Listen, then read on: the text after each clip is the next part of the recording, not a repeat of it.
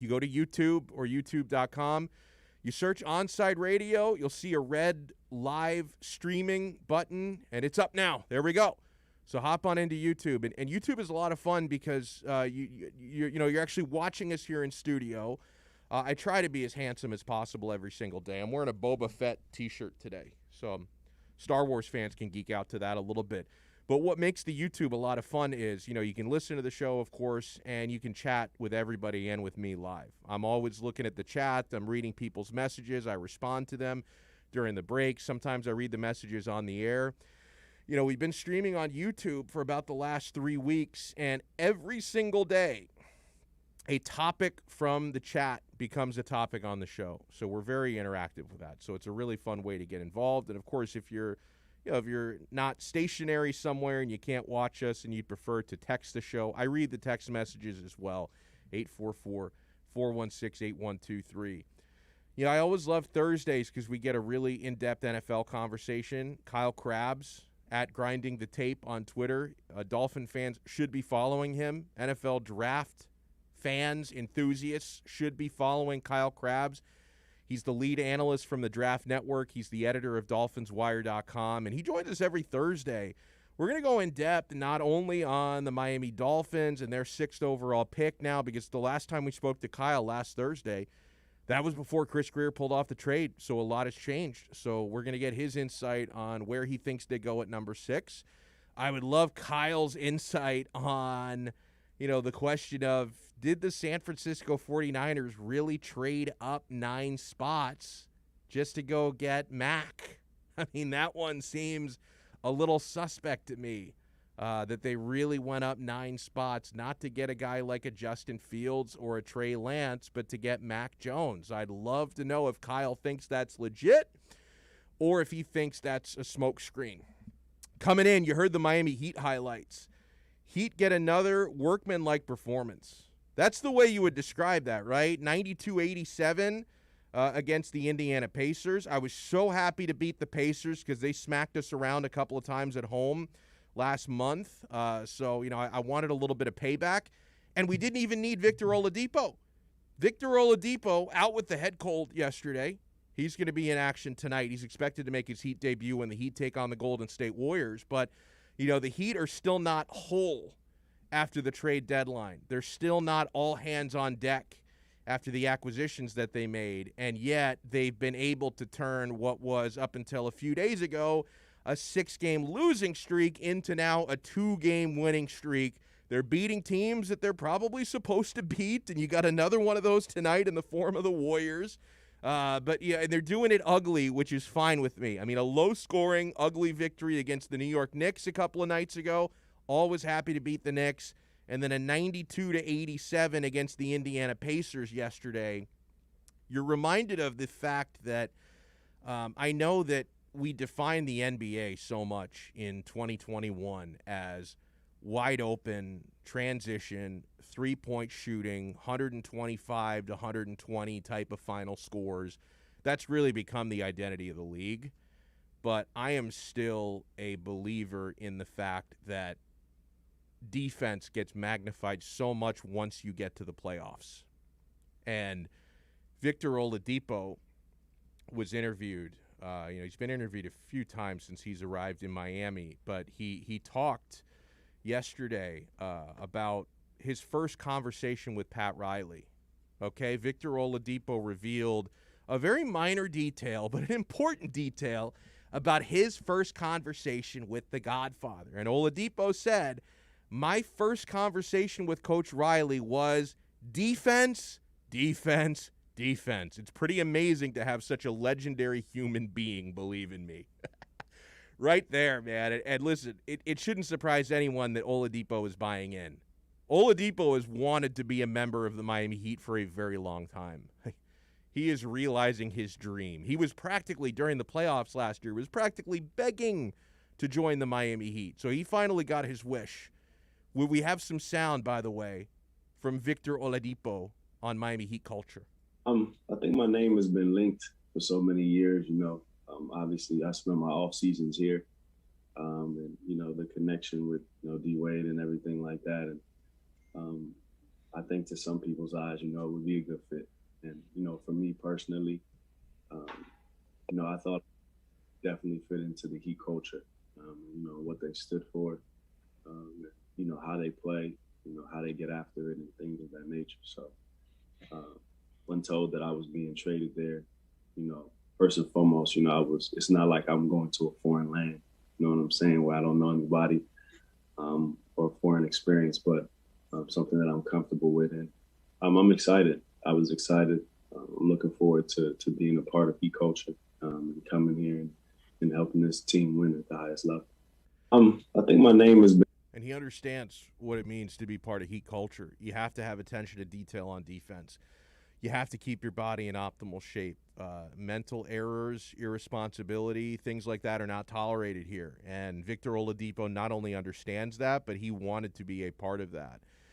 And I read something this morning in Bleacher Report, and they do a lot of really good NBA coverage, by the way. I'm not ripping the publication, because they do a pretty good job, especially covering that league. I would say that their NBA coverage, with their affiliation with Turner and everything, like their NBA coverage is probably better than their NFL coverage and college football coverage and all that. But there was a column on Bleacher Report this morning that asked the question, why does big-name NBA talent keep overlooking the Miami Heat? And this is very selective, what they came up with to support this piece, basically wondering why, Miami right now is not the destination for a lot of these players to choose and come to play here, saying, hey, they were just in the NBA Finals last year. Why do we not have all these buyout guys and all the players who have been free agents and trade market guys? Why are they not all running to come down to South Beach and playing Miami? Like they cite names like, the Heat not completing deals for James Harden, which is kind of wild because, well, okay, now it is fair. Harden wanted to be with the Nets more than he wanted to be in Miami, and it's pretty obvious why. I mean, he wanted to play with Kevin Durant and Kyrie Irving. Like, he wanted to go to a team that would, maybe even before he got there, but certainly after he got there, be favored to win the East and a team that has a chance to win a championship. At times, it looked like Miami might have been close to landing him, but ultimately the price was astronomical, and the Heat didn't have draft picks to trade for him. They also mentioned names like, Blake Griffin, who ended up signing with the Nets, LaMarcus Aldridge, who ultimately chose Brooklyn over Miami. The Heat were in talks about acquiring Danilo Gallinari last summer, and that didn't happen. But I thought it's a little bit selective and unfair to cherry pick a handful of names and ask, why does big-name NBA talent keep overlooking the Miami Heat? Because you make it sound like nobody wants to play here when you just heard from Victor Oladipo. Like, Tito, would we not consider Victor Oladipo to be a big name? And that's obviously somebody who wanted to be here. He's wanted to be here for years. So you cherry pick a bunch of other names that didn't wind up here, and you ignore a guy like Victor Oladipo. And listen, I know we didn't get Kyle Lowry in a trade, but Kyle Lowry wanted to be here. So there are players still who want to be in Miami. I think that's a very selective and intellectually lazy take to say that people don't want to be here. That's a lie. We're coming off of a finals run where nobody expected us to be there, and we've got dogs on this team. Now, I'll say this, Donno. The James Harden thing, like you said, it never really felt like – it felt like the Heat were in it, and then the Houston Rockets took the Heat out of it because they wanted more draft compensation. Right. And the only team that could provide the draft compensation they wanted was Houston or Philly, for that matter. And in reality, Houston screwed themselves over, right? Like, they could have had Hero, Duncan, and I don't know, whatever the rest of that offer is, and they end up with Kelly Olynyk, Avery Bradley, and 2024 and 2025 first-round picks that in reality may not be worth much because Kevin Durant and Kyrie Irving and James Harden might still be in Brooklyn. Yeah, so true. Houston screwed themselves there. But for the notion that players don't want to come here, why is everyone drawing the line already to Kawhi Leonard this upcoming offseason?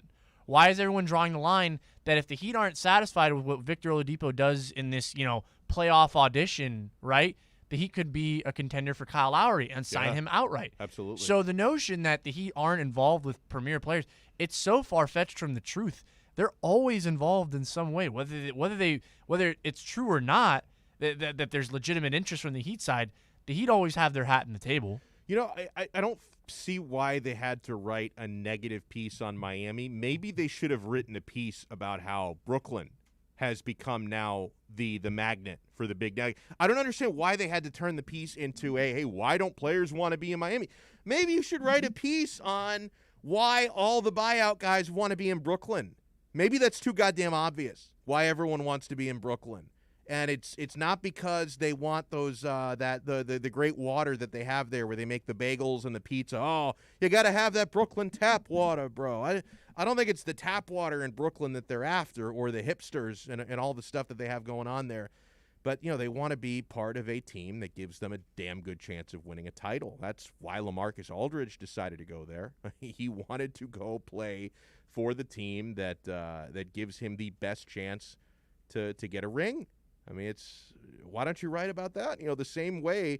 And Miami is always a place where athletes want to be. And a lot of them have off-season homes here anyway. But this is a place that a lot of athletes want to be in South Florida. They want to be in Miami. But, you know, you remember what the big three Heat used to be, because everybody, the Ray Allens, all the veterans wanted to come here and chase rings.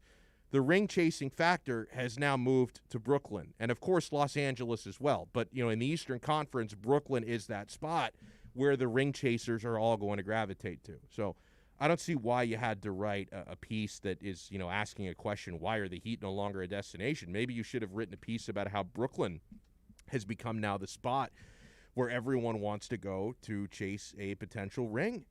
But, you know, back to the game last night, I was really impressed, and I want to be fair because I ripped this guy when he deserves it. So let me give him credit when he deserves it. Duncan Robinson was excellent. I mean, he was the only guy who shot well in the first half, like kept the Heat afloat.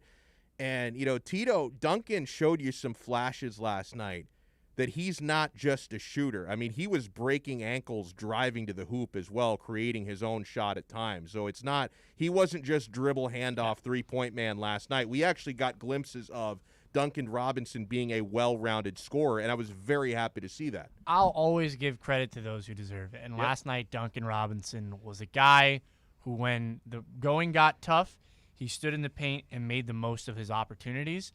I think, and I've said this, right? I stood in this corner, which is, I don't think Duncan Robinson is a bad player. I don't think Tyler Hero is a bad player. But what we do have to establish is, when we get into playoff basketball and your defense is something that needs to be relied upon, when we get into playoff basketball and being able to create shots on your own is something that is very important in playoff basketball, those guys have their limitations. Now, does that mean that they've hit their absolute ceiling? No. But I'm also not a fanboy who, you know, thinks Tyler Hero is the next coming of Steph Curry, right? like that Klay Thompson and the Splash Bros, right? Like, that's not realistic. So I think Duncan showed you last night that he is, when he's locked in, he can be a very good player. But now, when we insert, and this is the question, when we insert Victor Oladipo into this Heat roster, who gets benched in that closing lineup for the Heat? That's my question. Good question. Is it Hero? Is it Duncan? Right? Because, like, both of them kind of. I would bench Duncan because of his defense. Really? Yeah. Okay. All right. Because you're taking your best shooting threat off the court, right? No. But then with Hero, it's maybe you know me. I'm defense first. Right.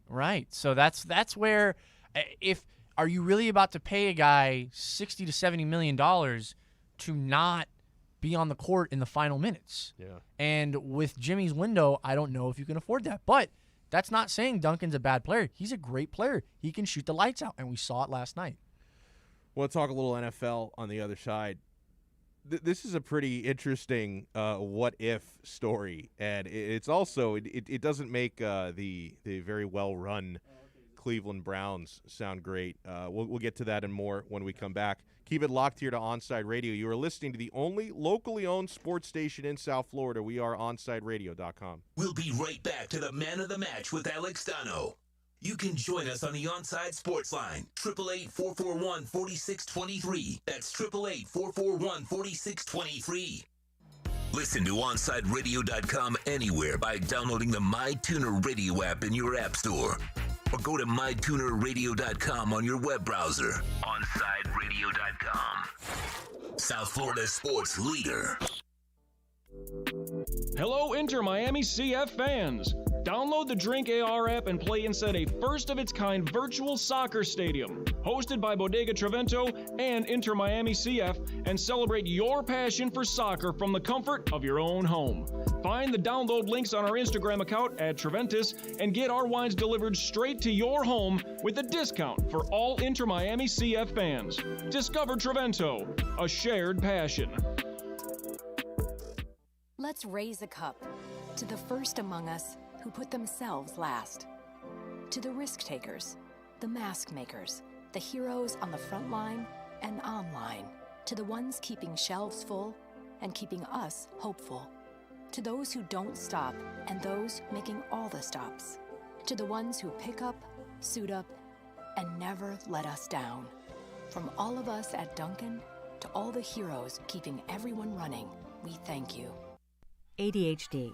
It's the child who can't pay attention or sit still in school, right? The answer may be yes. Attention Deficit Hyperactivity Disorder, or ADHD, can be complicated and it can last a lifetime.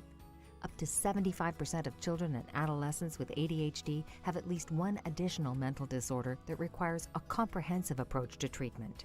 Learn more at moretoadhd.com. This message brought to you in partnership with ADA, ACO, and CHAD. Join the Inter Miami family in 2021 by becoming a 2021 season ticket member. Enjoy enhanced access benefits and pricing not available to general fans. Visit intermiamicf.com/tickets for more information.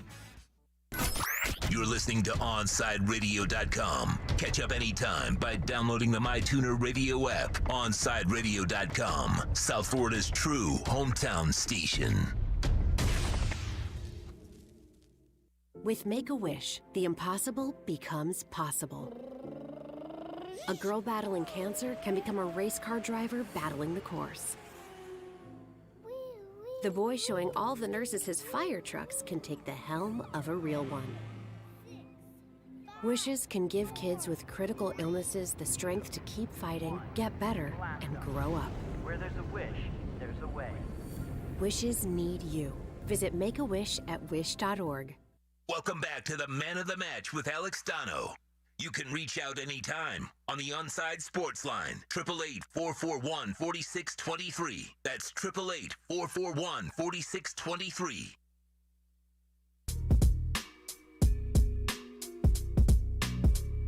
You know, we played for you in the first segment the comments by Victor Oladipo about Heat culture.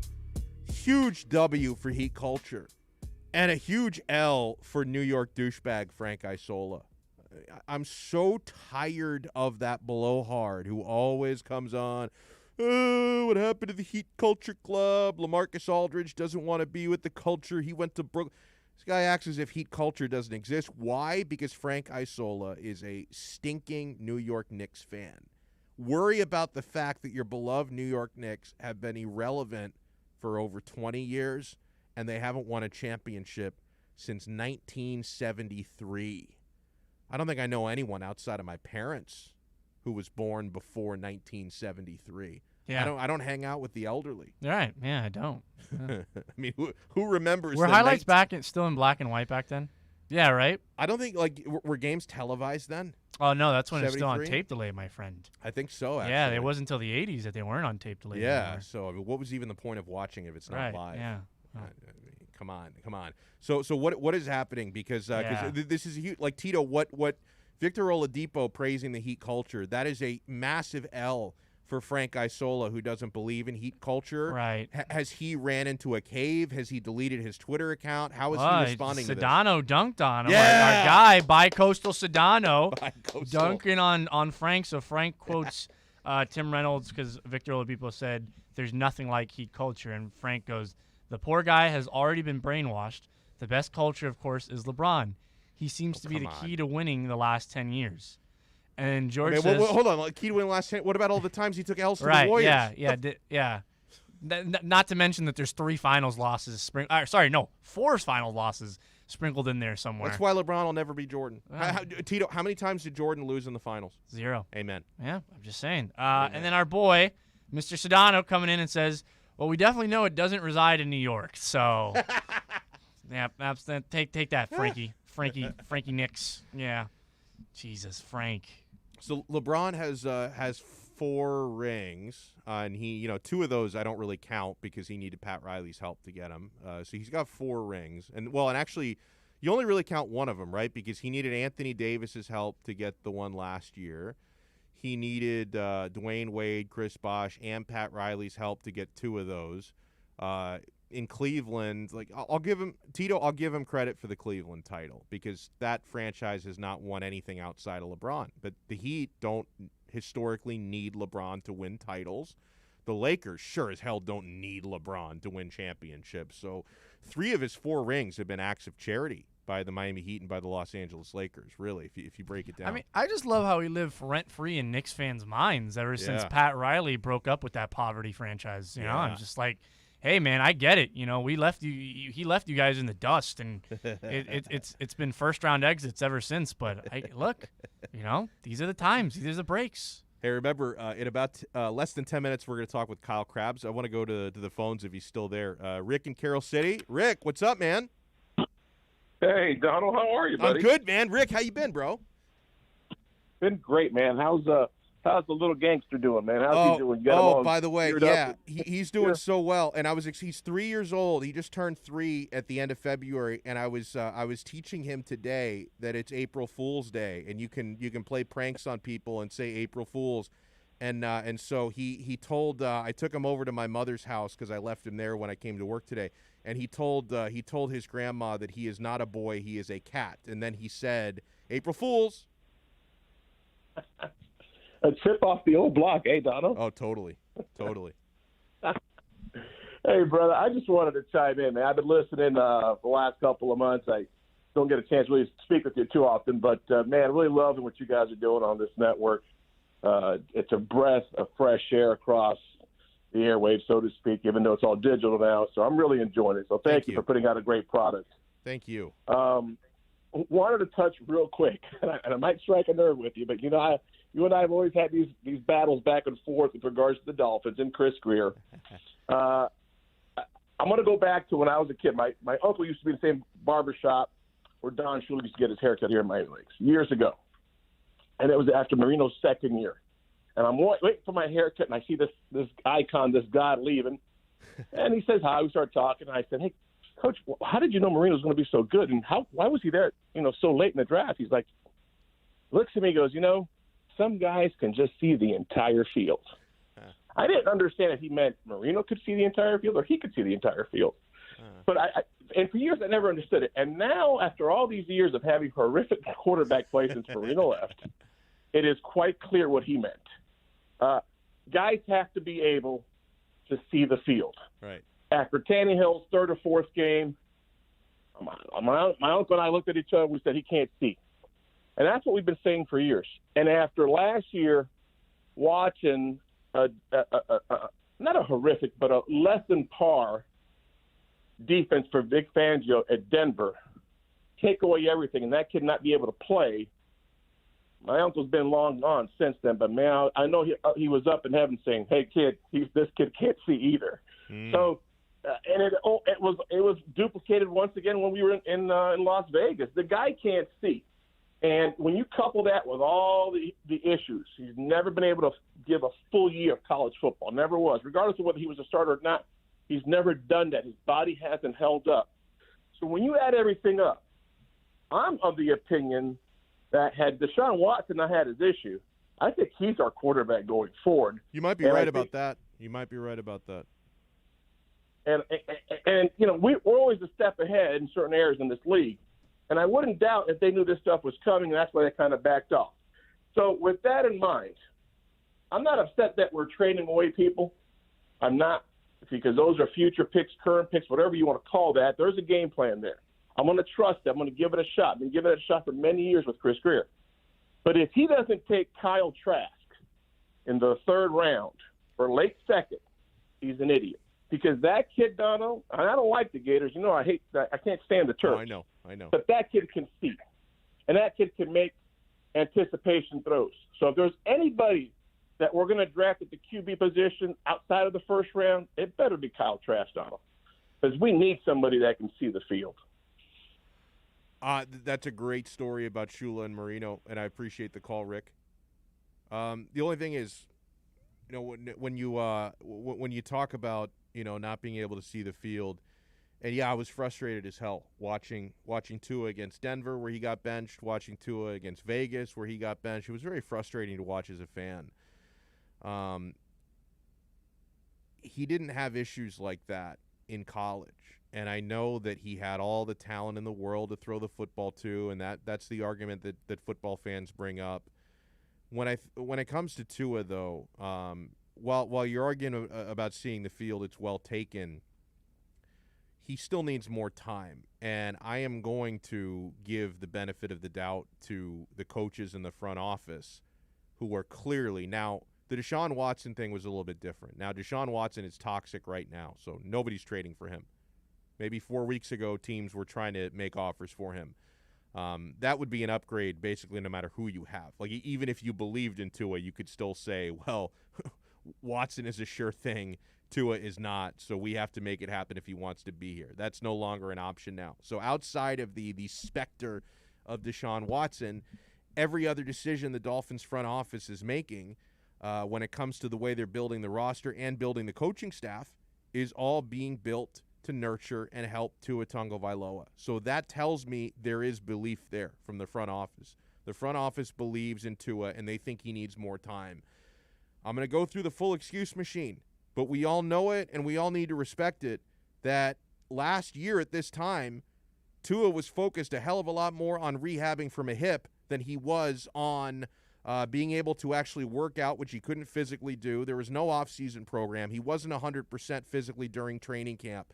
So he was really behind schedule compared to even the other rookie quarterbacks. So some may argue it's irresponsible for the Dolphins to gamble on Tua for another year. My argument would be it would be even more irresponsible to hedge or to move on from Tua after 1 year when he didn't really have the full benefit of talent around him or the full benefit of being able to prepare for a season. And rookies struggle anyway. Not every rookie hits the ground running, the way that Justin Herbert did. A lot of rookies still do take time. It's a big adaptation to go from, even at the highest levels, a big adaptation to go from college football to the NFL. Now, what he was saying about Kyle Trask, I'm certainly the idea of getting a quarterback in the later rounds. I'm not even sure, would Trask still be there in the third or fourth round? I don't know. He feels like more of a second-round pick to me, but maybe I don't know. I've been seeing more like Kellen Mond and Davis Mills out of Texas A&M and SMU. Yeah, Kellen Mond, I've seen his name. Yeah, but yeah. I mean, like, I wouldn't be surprised if the Dolphins take a third or fourth round QB just as simply as insurance. But exactly. Look, man, they've made it every way clear that Tua's their guy. Yep. And until he basically shows them that he is completely incapable of being the QB that they aspire him to be, which a 9-game sample size is not nearly enough to do that, then I think we're just, playing games in our own head for that reason. All right, when we come back, a guy who never plays games in his own head. He's always on the ball. Kyle Krabs does a great job covering the Miami Dolphins. DolphinsWire.com, he's the editor, and that site is excellent. He also is the lead editor of the Draft Network, and he hosts the Locked On Dolphins pod and the Draft Dudes pod, and he's nice enough to join us every Thursday. We'll talk some NFL with Kyle Krabs when we come back. Hey, weeknights 6 to 7, catch Game Night with Michael Christian. Listen to the show that provides the smorgasbord that gamers love and sports fans desire. From breaking sports news to the latest in gaming culture, catch Game Night with Michael Christian 6 to 7 exclusively on OnSideRadio.com. We'll be right back to the Man of the Match with Alex Donno. You can join us on the Onside Sports Line, 888-441-4623. That's 888-441-4623. Onside Radio, the only choice for the South Florida sports fan. Listen to every Inter-Miami CF match on your home for La Rosa Negra, OnSideRadio.com. Catch us every day on the MyTuner Radio app.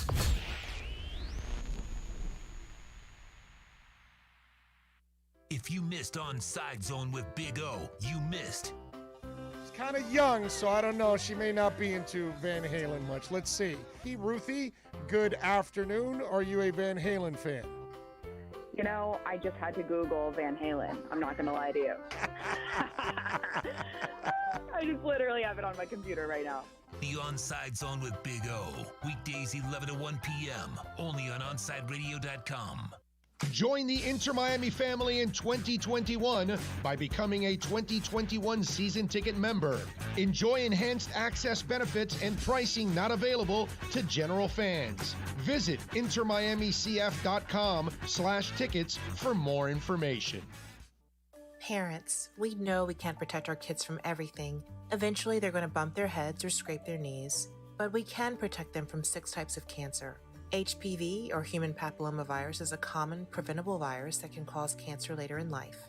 The HPV vaccine prevents human papillomavirus and all the cancers it can cause.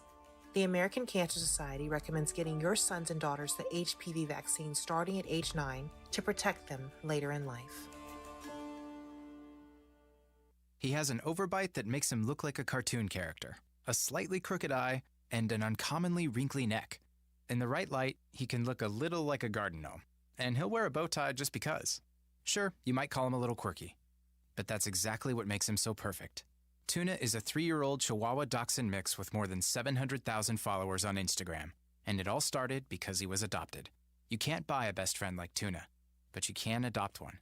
Help us save them all at bestfriends.org. Keeping you informed in the world of sports.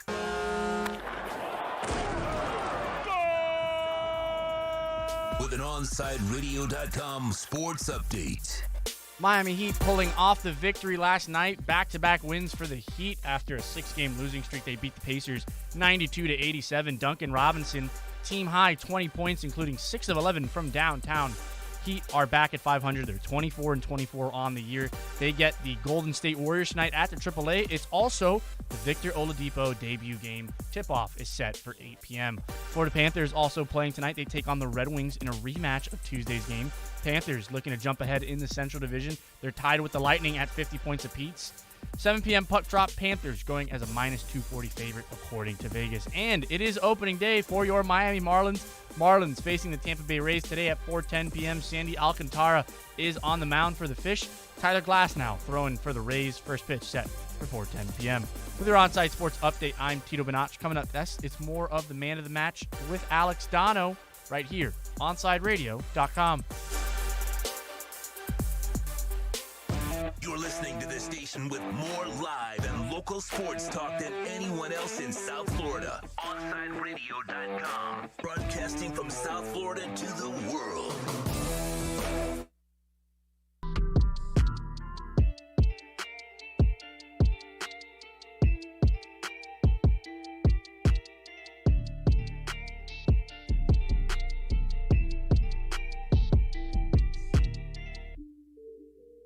Yeah, you know what we love to do on Thursdays? Talk a little NFL draft and some Miami Dolphins with Kyle Krabs. This guy is grinding the tape 24/7. At Grinding the Tape is where you find him on Twitter. You can find his work at DolphinsWire.com, the Draft Network.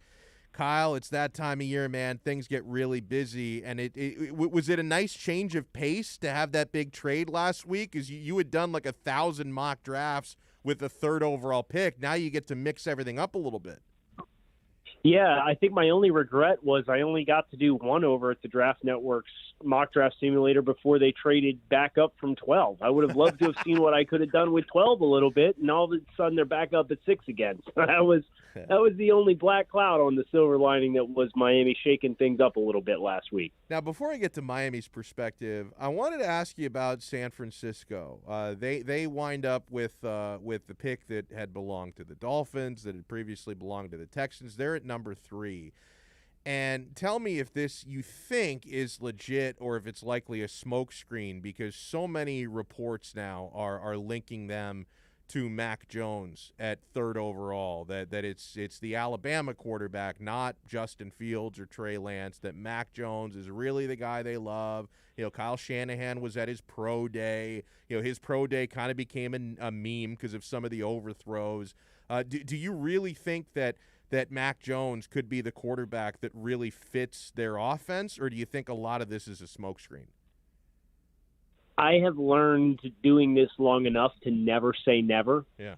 But giving up 3 first-round picks to go up 9 spots to draft Mac Jones, who is kind of cut from the Andy Dalton, Kirk Cousins type model, is something that I have a really hard time getting my head around. If you're going up to go get somebody there, you would typically think it's for somebody with high-end physical tools, and I just don't see that with Mac Jones. So I struggle with coming up with what the right motivation would be for teasing a different direction at this point in time. I really haven't been able to get my thumb on that.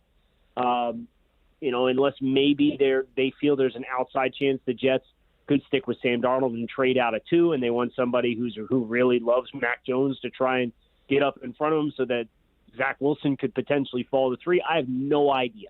But I have a hard time buying, based on just my eyes and watching the players and the prospects at the quarterback position this year, that San Francisco would be willing to give up all of that to go all in to go get Mac Jones out of the quarterbacks in this year's class. Yeah, I'm with you. When I saw the first rumor linking San Francisco to Mac Jones, I kind of brushed it off and laughed at it, and then I see like a half dozen other, and it may all be from the same source. Like, it just may be a recycled echo chamber of the same rumor over and over again. It's like I get more puzzled every time I see it. So I want to talk about a different quarterback, and I know that you have been very high on Justin Fields out of Ohio State. He had an awesome pro day this week, and he really impressed some people. How much stock do you think NFL executives and GMs put in pro day performances? Like, do you think that a big pro day like Jed and to be fair, Zach Wilson also had I only saw a couple of the throws that he made, but everyone was raving about that cross-body throw that he had. So, he had a good pro day as well, I think. But like, how much stock do you think that NFL GMs put in pro day workouts? And in your mind, how much stock should they put in pro day? It's really hard in my mind to change the narrative with the throwing script because you'll come out with like a 60-65 script of plays, where I think there is value is if your pro day and your throwing session feature concepts and routes that you didn't do a lot of in your offense. So if you're able to show you can throw with rhythm to different areas of the field and different routes than what you had historically put on your tape and your film resume, that's one way I think you can help yourself at a pro day. And another day is if you take quote-unquote requests, where you'll go through the script and then a coach from some team steps in and says, hey, can we have you throw this route to this guy and see what that looks like? And if you're willing and open-minded to taking on those extra reps, I think those are the areas in which you can really boost your perception at a pro day. But to come out and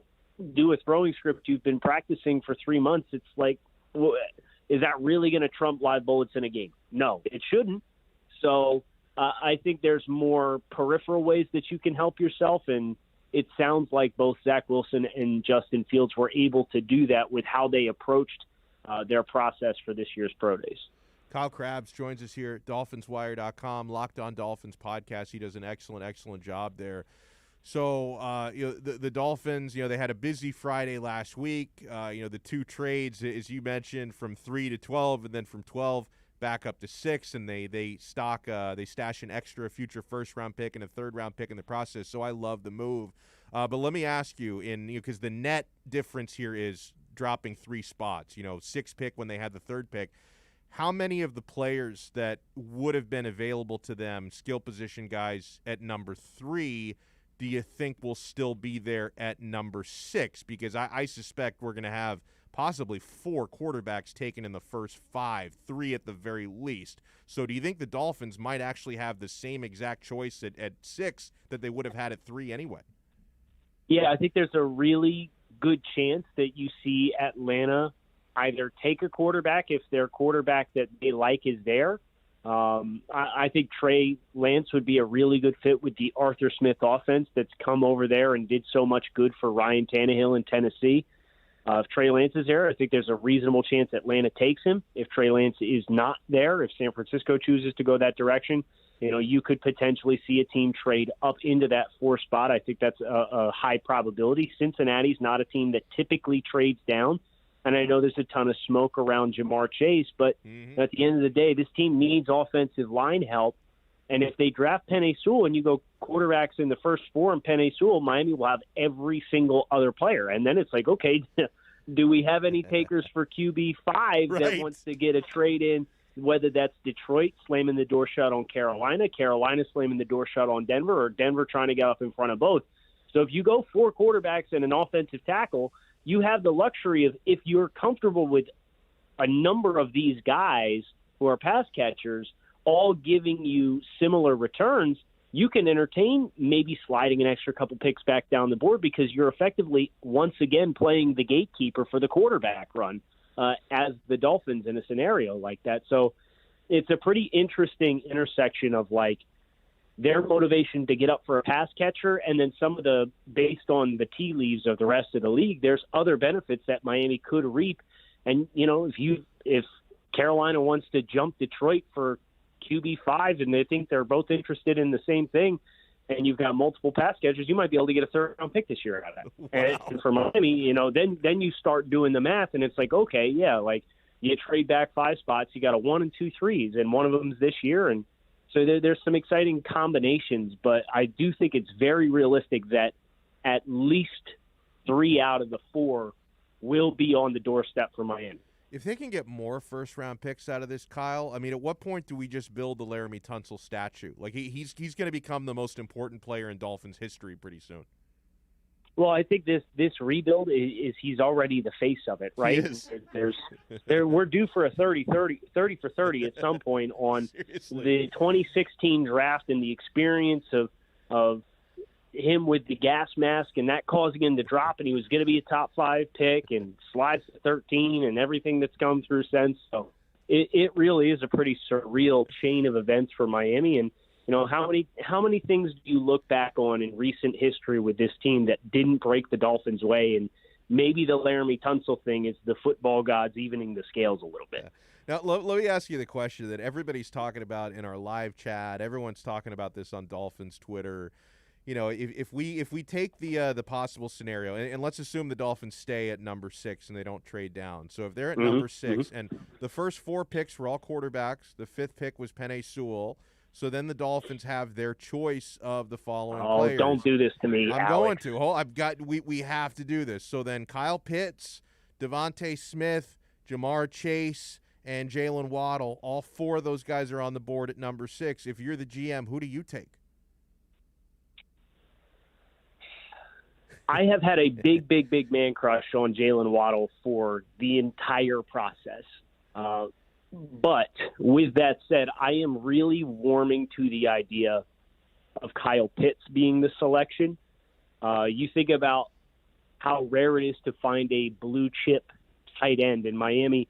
Mike is already one of the most productive tight ends in Dolphins history, right? They have not had a really fruitful run at that position. So Kyle Pitts, the trends of the league, more 12 personnel, Kyle Pitts coming in around 250. He's a capable blocker, but he actually took 60% of his snaps with Florida in line with his hand in the dirt. And you foil that with Mike Gesicki, who took, I think it was 19% of his snaps for the Dolphins in 2020 with his hand in the dirt. So he was primarily stood up as either an isolated receiver on the backside of formations or in the slot. Pitts, 60% of his reps with his hand in the dirt. There's enough of an overlap here where you can get these 2 guys on the field at the same time. And he's just the most rare talent of the group. And I think that's the dividing factor. The trends of the league with more 12 personnel, you can really put opposing defensive coordinators in a bind. And do we stay in base because they're going to run at us, or do we go into nickel and then we're going to be outgunned with size and athleticism? They spread it out on us.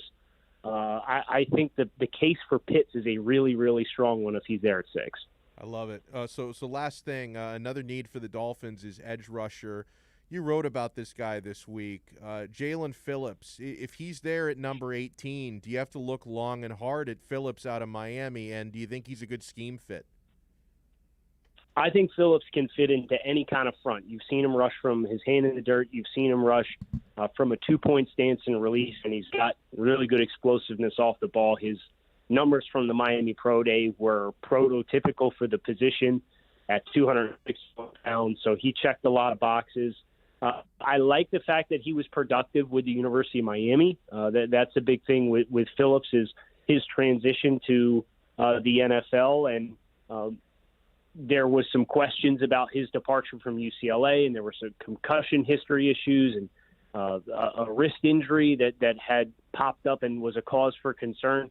Well, he's in familiar waters here in South Florida, so if Miami had a chance to keep him local to where he had the opportunity to train and get focused and get back into the swing of things with football and be the productive player that he was, I think that you have to like that added layer on top of all of the talent for Jalen Phillips, the football player. So, yeah, I know that running back is a big sticking point for Dolphins fans, especially after last year in which the Dolphins tried to play the board a little bit and ended up not breaking their way, and the apprehension of passing on the running backs at 18, and is anybody going to be there at 36? But Jalen Phillips is, from a physical skill set perspective, for my money, the most talented defensive player in this year's class. And he plays a premium position. So how do you pass that up if he's there at 18 if you're comfortable with the medical side of things? I love it. Kyle Krabs does a great job, director of scouting for the Draft Network, lead editor of DolphinsWire.com, and host of Locked On Dolphins and the Draft Dudes podcast. Does a great job on all these platforms. We appreciate your time, Kyle. Enjoy your weekend coming up. Cheers. You too, Alex. Thanks. Good stuff. We'll be right back to the man of the match with Alex. you jumped the gun a little bit there, Tito. Just a little bit. I was about to go to break anyway. We'll wrap up the 3 o'clock hour when we come back. Want to revisit something a little bit hilarious from yesterday, which I still need to watch. Kong versus Godzilla. Just dropped yesterday, though. I'm not that late on it. Just dropped yesterday on HBO Max. Hey, Saturday mornings at 9 a.m., Sean Stanley hosts the Squared Circle Digest. Now wrestling fans have a place to call home as Sean covers the very colorful world of wrestling. Tune in every Saturday from 9 to 10 a.m. on the home for sports fans worldwide, OnsideRadio.com. We'll be right back to the man of the match with Alex Donno. You can join us on the Onside Sports Line, 888-441-4623. That's 888-441-4623. You're listening to the only sports station in South Florida that likes to take your calls. 888-441-4623. We connect with a South Florida sports fan because we are South Florida. Locally owned and operated. 888-441-4623. OnsideRadio.com. South Florida's home for real sports talk. You can connect with us at OnsideRadio.com by sending us a text at 844-416-8123. Save it on your cell phone, 844-416-8123. No better place to send your comments, ask questions, win prizes. OnsideRadio.com, the only choice for the South Florida sports fan.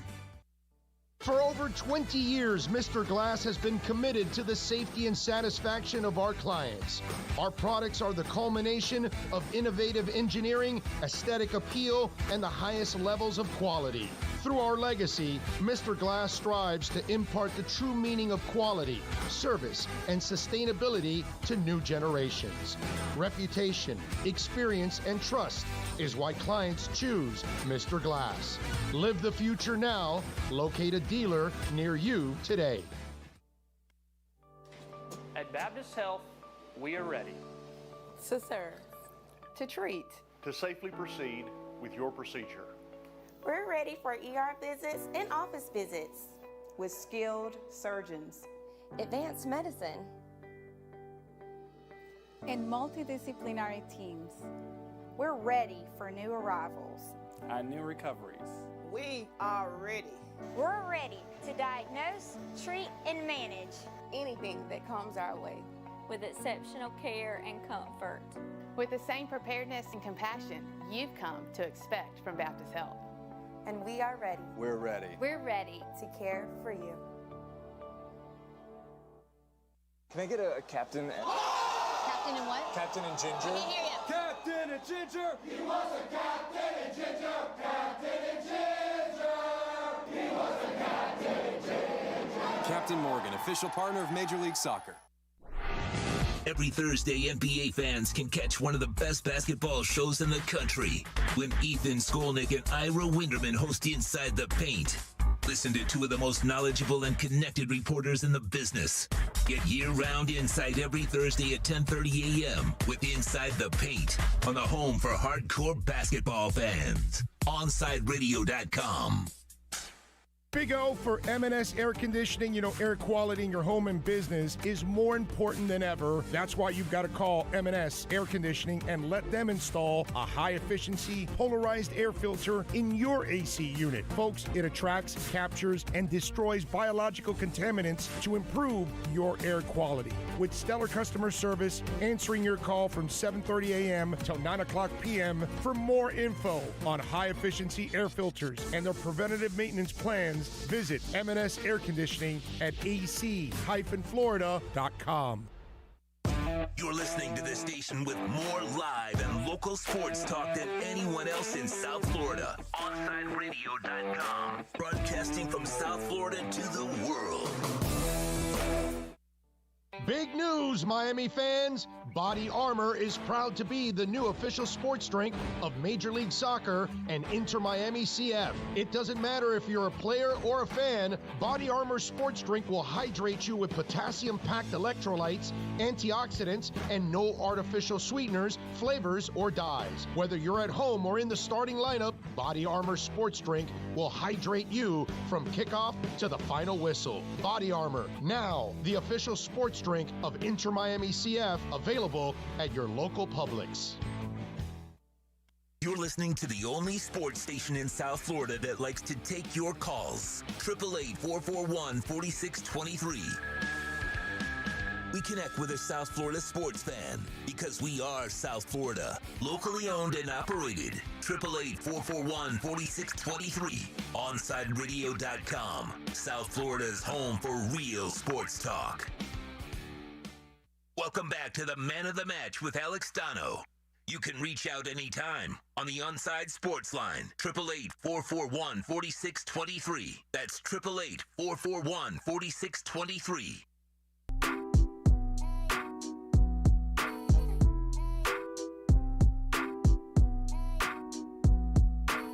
It dropped yesterday on HBO Max.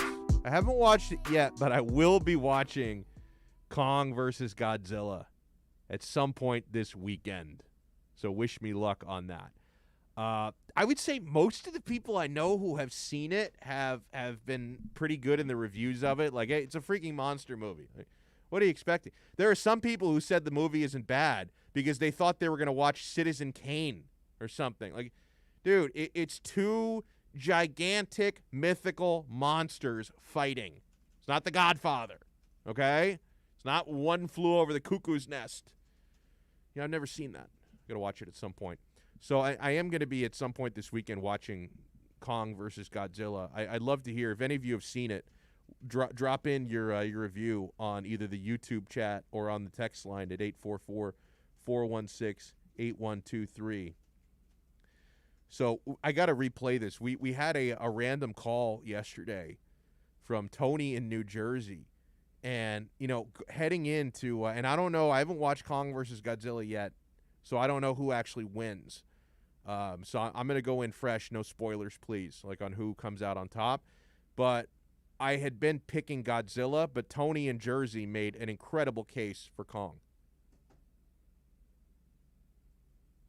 I'll tell you, nothing fires people up more than Godzilla versus King Kong talk as well. We have a caller on hold who wants to get into this. Tony from Jersey. What up, Tone? Hi, Donno. How you doing? Big fan, first time, long time. I needed to get in on this conversation about King Kong versus Godzilla. The massacre that we're about to witness in the next 24 hours, it's going to be monumental. It's going to be absolutely monumental. First off, we need to acknowledge that Godzilla, he's got short arms, okay? He's got short arms. Back in Secaucus, we call this Zilla character the Italian cypress tree. You know why? Because they're an infamously tall tree with short branches. The guy got no arms. He won't be able to reach King Kong with all the might that he has. Also, we need to acknowledge that Godzilla is bottom heavy, like a 3/4 full pitcher of limoncello. This guy, he can't move right. He can't move right. Muhammad Ali once called George Foreman Frank Dish if George Foreman had some short arms, you know? Donno, you know what I'm talking about? I do know what you're talking about. So now, we could talk about all these guys that, demand being called God. Let's get into the conversation about being called God. This guy demands being called God. Seems like a little bit of an overcompensation to me, Donno. I don't know about you. I hadn't even thought about King that, Kong, but you're not wrong. See, King Kong was appointed the king. Godzilla. Who called this guy God? Not me. Not me. Not my family. Not Secaucus, New Jersey. I'll tell you that much. Okay? So on top of all this would be for naught. All this would not matter at all. It wouldn't even come close to mattering if it wasn't for the opponent, all right? King Kong is like if the power of Marciano met the bruiser mentality of Graziano, met the grace and debonair of a prime Sugar Ray or Muhammad Ali. The guy is graceful, he's long, he's lean, he's fast, he's got power. The guy cannot be stopped. Denzel Washington, a great actor. I once saw a movie, I believe it was called, Training Day. Yeah, Training Day was what it was called. Great movie. He once said that King Kong ain't, I'm going to save it for the radio, I don't want to get too cursy over here, this ain't Jersey, this ain't the street. But, he goes, King Kong ain't got nothing on me.